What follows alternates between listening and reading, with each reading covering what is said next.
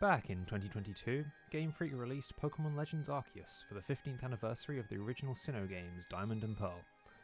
The name and gameplay were a shift away from the typical Pokemon main series games, which have become rather formulaic at this point, and it quickly became possibly my favourite Pokemon game to date.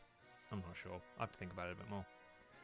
So, when Pokemon Legends ZA was announced in 2024 with a 2025 release date, I, along with a large majority of the Pokemon community, was absolutely thrilled. And with Pokemon Day having just passed and us finally having got a bit more information about the new Legends game, I want to share my hopes and thoughts on what we might be getting this winter. First up, the setting. When it was first announced that the game would only be set in Lumiose City, I figured they would make significant changes to accommodate a city the size of a game, and it looks like they have, which is good. The inclusion of wild zones is an interesting concept, and it does make me wonder if wild Pokemon will be limited to those zones entirely, or whether they'll simply be more abundant in them, and whether they will change in size as the game progresses. On the subject of Pokemon, our starter options are Chikorita, Tepig, and Totodile. I do wonder about the decision to include 2 Johto starters, as I refuse to believe that it was never brought up during development, but it could be as simple as wanting to add something to the blandest set of starters. After all, the Johto starters are the only set of starters that are all completely monotype all the way throughout their evolution chains.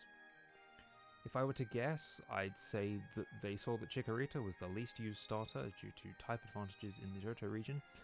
Tepig is also not particularly loved due to being the 3rd firefighting type in a row, and Totodile is the only mono water starter that doesn't already have a gimmick form. Where Legends Arceus gave the fully evolved starters Hisuian regional forms, with Mega Evolution once again being present in Legends ZA, I think it's more likely that the starters will get Megas rather than regional forms.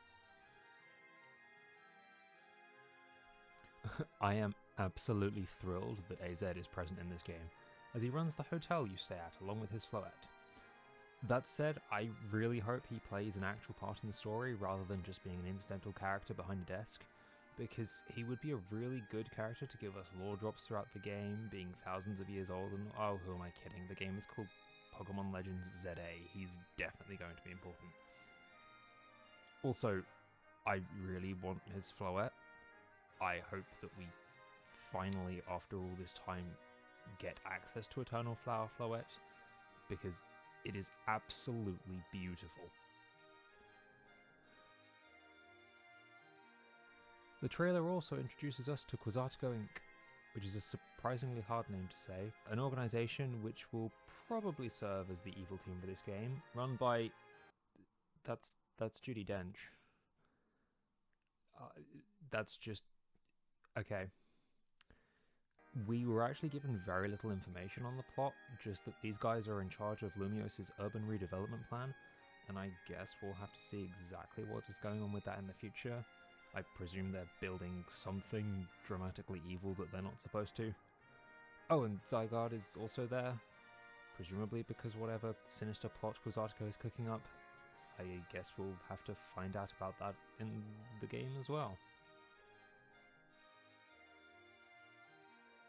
Finally, the thing we were all waiting to see is the gameplay, the game mechanics.